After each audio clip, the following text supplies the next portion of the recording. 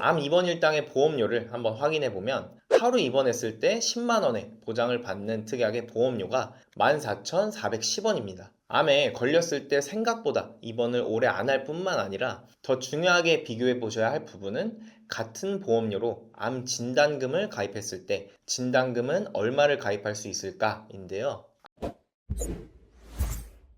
보험 전문가 정진욱 팀장입니다. 여러분, 혹시 가입하신 보험들의 보장 내용 잘 알고 있으신가요? 많은 분들이 보험 가입 상담 시 진행되는 동안만 내용을 잠깐 보시다가 대부분 가입 후에는 내 보험에 어떤 보장이 있는지조차 잊고 사는 경우가 많습니다. 또한 많은 분들이 이 보험이 왜 필요한지 잘 모르시고 주변 지인이나 엄마 친구가 혹은 먼 친척이 좋다고 해서 상품에 대한 구체적인 내용 파악은 전혀 없는 상태에서 그 사람과의 관계성, 즉 신뢰만을 근거로 가입하시는 경우가 상당히 많았습니다. 그리고 한참을 잊고 지내다가 어쩌다 증권을 열어보게 되고 내용을 다시 확인한 후에는 잘못 가입한 것 같다, 이렇게 생각이 들기도 합니다. 하지만 이미 납입한 보험료가 너무 많아 보장이 좋지 않은 것을 알면서도 해지를 못하고 유지하시는 경우들도 정말 많이 봤습니다. 그리고 예전에는 없던 병력들마저 생겨서 현재는 좋은 조건으로 가입이 불가능한 경우들 또한 많이 봐왔습니다. 그래서 오늘 영상은 이러한 보험 가입 실패들이 반복해서 일어나지 않도록 보험 전문가들은 가입하지 않는 특약 5가지를 소개해 드릴 거고요. 영상을 끝까지 시청해 주시고 더는 머리 아픈 일이 생기지 않게 내 보험에 이러한 특약들이 들어있는지 잘 체크를 해 주시길 바랍니다. 그리고 앞으로는 더 이상 불필요한 보험으로 피해보는 일이 없으셨으면 좋겠습니다. 그럼 가입하면 안 되는 보험 5가지 시작하겠습니다.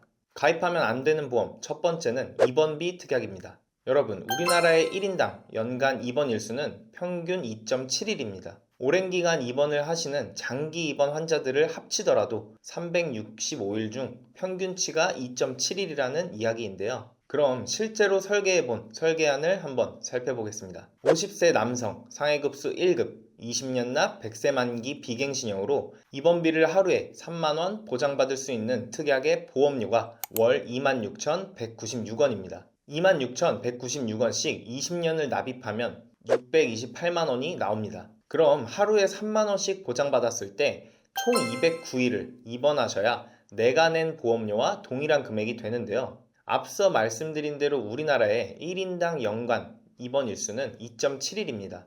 평균 입원 일수가 2.7일이라고 하니 가입하시고 10년이 지나면 10년 평균 입원 일수가 27일, 50년이 지나면 135일입니다. 50년간 135일 이상 입원이 평균 수치 정도인데 209일이면 내가 낸 보험료만큼 보장을 받는다는 게 사실상 불가능에 가깝다는 생각이 드는 것 같은데요. 그리고 여러분, 이러한 입원비 특약 말고 내가 가입한 실비에서도 입원비가 보장됩니다. 그러니 굳이 이렇게 비싼 비용을 지불하면서 입원비 특약을 가입하시지 마시고요. 그 돈으로 암 진단비 같은 실속 있는 특약에 가입하셔서 더 큰 위험을 대비하시는 게 훨씬 현명한 방법일 겁니다. 차라리 의료비를 모아두는 통장을 따로 발급받으셔서 매달 소액이라도 조금씩 저축하시면서 모아두신 돈을 아프실 때 의료비로 쓰거나 만약 내가 아프지 않다면 필요한 다른 곳에 사용하는 방법이 더 현명할 수도 있겠습니다. 우리가 보험을 가입하는 이유는 반드시 보장을 받자고 가입하는 게 아니라 경제적으로 타격이 올 수 있는 큰 위험을 대비하기 위해서 준비하는 게 보험이기 때문에 굳이 불필요한 특약에 돈을 낭비하시는 일은 없으셔야겠습니다. 다음으로 가입하면 안 되는 보험 두 번째는 치매 진단금 관련 특약입니다. 50세 여성을 기준으로 경도 치매 진단 시 진단금 1천만 원, 중증으로 진단될 시 진단금 1천만 원, 이렇게 총 2천만 원의 진단비를 받을 수 있는 치매보험이 33,288원이면 가입하실 수 있는데요. 이렇게만 보면 좋아 보일 수 있지만 저는 치매 진단금 특약은 가입을 추천드리지 않고 있습니다. 위에 표를 보시면 아시겠지만 치매보험의 총 수입 보험료는 4조 9,737억 원이나 됩니다. 하지만 가입자들에게 지급된 보험금은 517억 원, 총 수입 보험료의 1% 수준밖에는 되지 않습니다. 즉, 풀어서 설명을 해드려 보자면 치매보험으로 보험금을 받기가 쉽지가 않다는 거겠죠. 또 치매만 보장하는 치매보험보다 더 보장이 좋은 보험이 있으니 굳이 치매보험을 가입할 필요가 없다고 생각이 됩니다. 방금 말씀드렸던 치매보험보다 제가 더 추천드리는 보험은 바로 재가급여 보험입니다. 우리나라는 만 65세 이상 또는 만 65세 미만이지만 노인성 질환이 있다면 장기 요양 등급이란 제도를 신청하실 수 있는데요. 혼자서 일상생활을 수행하기 어렵다고 인정을 받게 되면 1등급부터 5등급, 인지지원 등급까지 장기 요양 등급 판정을 받게 되는데요. 치매 환자는 5등급, 인지지원 등급에 해당하게 됩니다. 5등급부터는 재가급여 보험의 혜택을 받아볼 수가 있고 재가급여 보험은 방문 목욕, 방문 간호, 이동 서비스 등 집에서 요양을 받으시면서 보험금을 받으실 수 있습니다.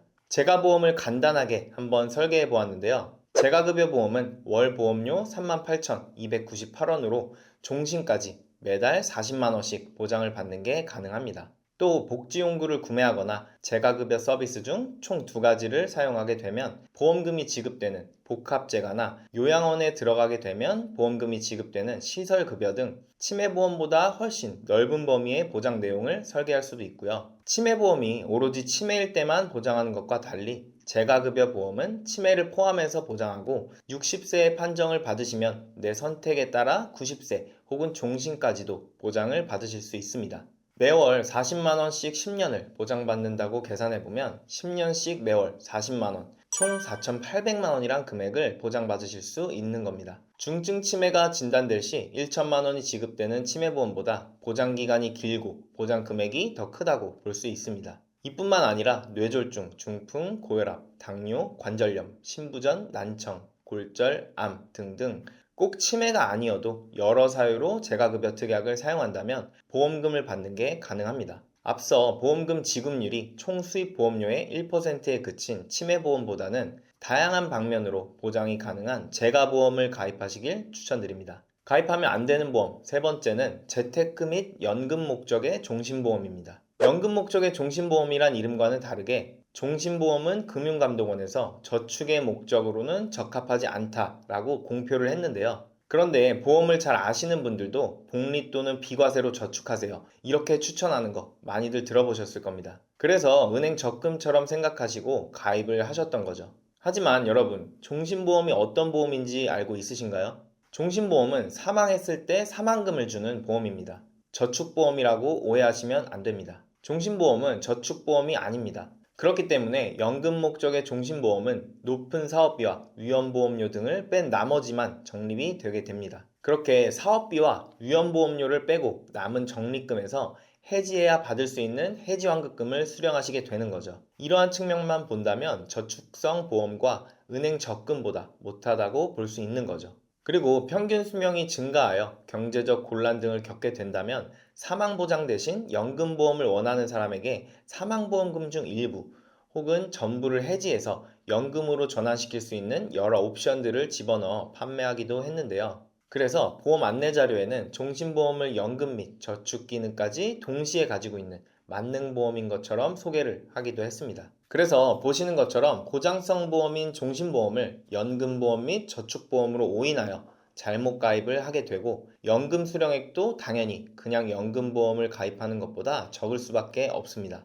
조기에 해지하시더라도 해지 환급금이 연금보다 적어서 소비자의 불만이 늘어나고 종신보험을 연금 또는 저축으로 오인해서 가입했다는 민원이 50%가 넘어가는 실정입니다. 그러니 종신보험을 저축이나 연금, 재테크로 착각하지 않으셨으면 좋겠습니다. 이미 납부한 지가 너무 오래돼서 머리 아프신 분들은 보험료 감액 제도를 사용하셔서 월 보험료를 줄이는 방법도 있고요. 아니면 감액 완납 제도로 납부를 종료하는 방법도 있으니 이 부분도 꼭 참고해 주시길 바라겠습니다. 다음 가입하면 안 되는 보험 네 번째는 암 진단비 이외의 암 관련 특약입니다. 암에 관련된 대표적인 특약들은 암 진단비, 유사암 진단비, 고해감 진단비, 전이암 진단비, 암 수술비, 암 입원비, 암 통원비, 통합암 진단비, 재진단암 진단비 등등 이렇게 종류가 많은데요. 이 많은 특약들 중에서 가입하시는 걸 추천드리는 특약이 무엇이 있을까요? 이 중에서 추천드리는 특약은 암 진단비와 유사암 진단비 딱 이 2가지입니다. 그 외에 다른 특약들은 추천을 드리지 않고요. 개인적인 견해로는 굳이 필요가 없다고 생각이 됩니다. 앞선 영상에서도 말씀드렸다시피 고해감에 속하는 백혈병, 뇌암, 골수암 등 이런 암들은 어차피 일반암 진단비에 포함되어 진단금을 다 받을 수 있고요.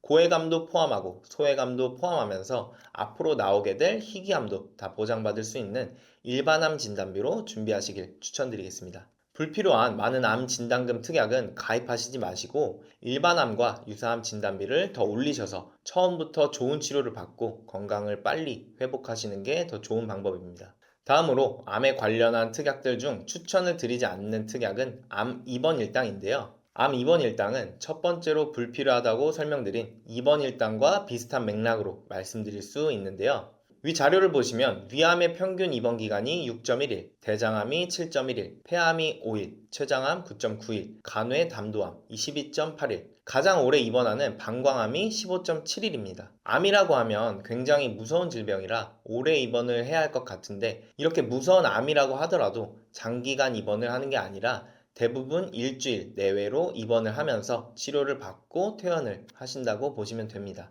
하지만 말씀드리고 싶은 내용은 단순하게 입원을 짧게 하니 필요 없다 이런 의미로 말씀드린 내용은 절대 아니고요. 보장 대비 정확한 보험료를 비교해 보셔야 한다는 겁니다. 암 입원 일당의 보험료를 한번 확인해 보면 하루 입원했을 때 10만원의 보장을 받는 특약의 보험료가 14,410원입니다. 암에 걸렸을 때 생각보다 입원을 오래 안 할 뿐만 아니라 더 중요하게 비교해 보셔야 할 부분은 같은 보험료로 암 진단금을 가입했을 때 진단금은 얼마를 가입할 수 있을까인데요. 암 하루 입원 일당 10만원의 보험료로 14,410원과 비슷한 보험료로 암 진단금 특약을 추가하신다면 약 700만원 정도의 진단금 설정이 가능합니다. 단순하게 비교해 보더라도 입원을 70일 해야 700만원을 받을 수 있으니 당연히 암 진단금을 가입하시는 게 유리하다고 보실 수 있겠죠. 그리고 초기에 암이 발견되어서 입원 없이 통원 치료만 하시게 된다면 정말 불행 중 다행인 소식이긴 할 겁니다. 하지만 그렇게 된다면 암 입원 일당은 보장을 하나도 받으실 수 없는 거겠죠. 물론 진단금은 초기라도 진단만 받으신다면 그에 해당하는 진단금을 지급받으실 수 있는 거겠고요.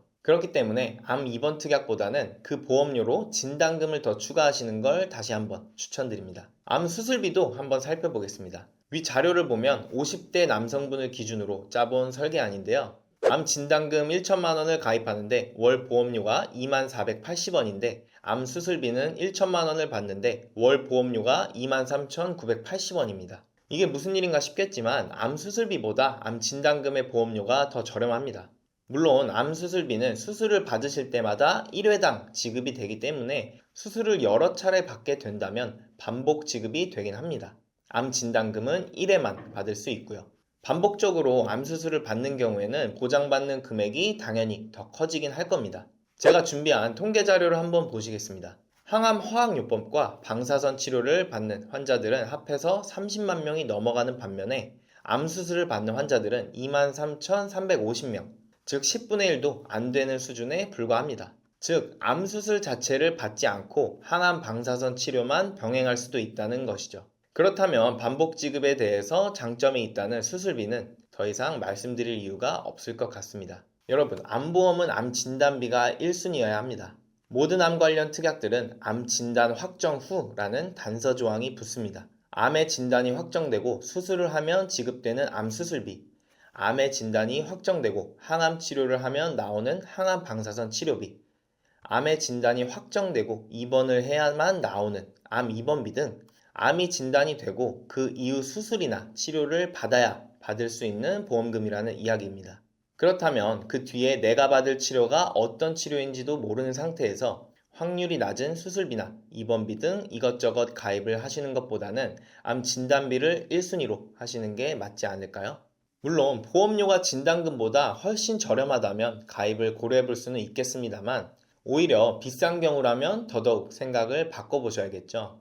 만약 내가 암 진단금이 어느 정도 잘 준비가 되신 분들이라면 가성비가 떨어지는 암 수술이나 암 입원 일당이 아닌 비급여 암 치료비 항목을 추천드리는데요. 요즘은 의학기술이 매년 발전을 거듭함에 따라서 치료기술도 정말 다양해지고 암 환자들의 선택의 폭이 넓어지고 있습니다.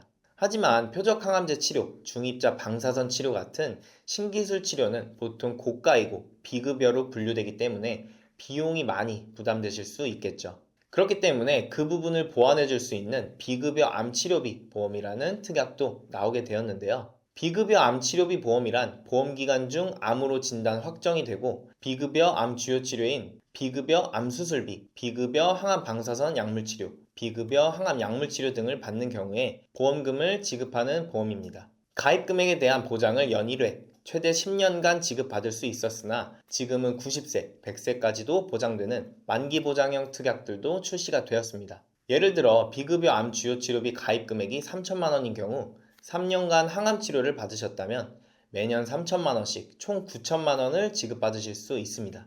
비급여 암 치료비 보험은 내가 비급여 암 수술을 받던 비급여 항암 방사선 치료를 하던 상관없이 암에 대한 비급여 치료를 하면 지급받을 수 있는 보험인데요. 그러다 보니 요즘에는 아무래도 암 수술비나 항암 방사선 약물 치료보다 더욱 추천드리는 보험이라고 보시면 됩니다. 이렇게 설명드린 내용을 바탕으로 추천을 드리자면 암 수술비나 암 입원 일당 같은 가성비가 좋지 않은 보험 특약들을 가입하지 마시고 암 진단금이나 비급여 암 치료비로 전환을 하시는 게 좋습니다. 본 광고는 광고 심의 기준을 준수하였으며 유효기간은 심의일로부터 1년입니다. 마지막 5번째는 과한 수술비 특약인데요. 질병 수술비, 상해 수술비, 거기에 1에서 7종, 1에서 8종, 1에서 9종 수술비도 있고 21대, 35대, 62대 수술비 같은 N대 수술비 등등 수술비 특약들의 종류를 하나씩 나열한다면 100개가 훌쩍 넘어갈 것 같은데요. 여러분, 과연 이런 수술비들이 전부 필요할까요? 우선 실비보험이 있다면 기본적으로 수술을 할 때 입원하여 수술 시 5천만 원 한도, 통원으로 수술 시에는 25만 원 한도 내에서 보장이 됩니다. 수술비 자체의 목적은 추가적인 보험금을 지급받기 위해 가입을 하시는 건데 이미 실비로도 많은 부분을 커버하실 수 있다는 내용들은 많이들 알고 있으실 겁니다. 그렇다고 모든 수술비 보험이 절대로 가입하면 안 된다. 이런 말씀을 드리려는 것은 아닙니다. 필요한 것도 있고 불필요한 것도 있을 겁니다. 제가 말씀드리는 가입하면 안 되는 수술비는 처음에 말씀드린 과한 수술비 특약을 말씀드린 거고요. 사실 수술비뿐만 아니라 보험에서 어떤 항목이든 과한 건 정말 불필요하다고 생각이 듭니다. 구체적으로 수술비에서 어떤 부분이 불필요한지 말씀드려보자면 대표적으로 1에서 7종, 8종, 9종 수술비, N대 수술비 등을 예로 들어드릴 수 있는데요. 한번 1에서 7종, 8종, 9종 수술비, 그리고 N대 수술비를 1에서 5종 수술비와 비교하여 설명을 드려보도록 하겠습니다. 많은 분들께서 1에서 5종 수술비보다 숫자가 점점 늘어나는 1에서 7종, 8종, 9종 수술비가 더 좋은 거 아닌가요? 이렇게들 많이들 여쭤봐 주시는데요. 1에서 7종, 8종, 9종의 수술비들은 일단 비급여가 보장이 안 된다는 치명적인 약점이 존재합니다. 비급여는 건강보험 혜택이 적용되지 않는 항목을 말하는데요. 또 의료기관이 자체적으로 금액을 정하다 보니 병원마다 금액 차이도 존재합니다. 많이들 들어보신 다빈치 로봇 수술, 하이프 수술, 맘모톰 수술 등이 다 비급여에 속하기 때문에 이런 부분들은 보장이 되지 않고요. 그리고 약관에 존재하지 않고 앞으로 나오게 될 새로운 수술이나 급여에서 비급여로 항목이 바뀌는 경우에도 보장을 받을 수가 없는 겁니다. N대 수술비 역시 추천을 드리지 않는 이유는 N대 수술비도 숫자가 112대, 119대, 심지어 144대까지 숫자가 상당히 커짐으로 인해서 많은 분들이 제일 폭넓게 보장받는 수술이 아닌가요? 하고 오해를 하시는데요. 하지만 N대 수술비는 내가 걸린 질병의 질병 코드가 약관에서 보장하는 내용과 일치해야 보장한다는 아주 큰 단점이 있습니다. 즉, 내가 걸린 질병의 질병 코드와 약관상의 보험금을 지급하는 코드가 일치하지 않으면 보장이 안 된다는 거죠.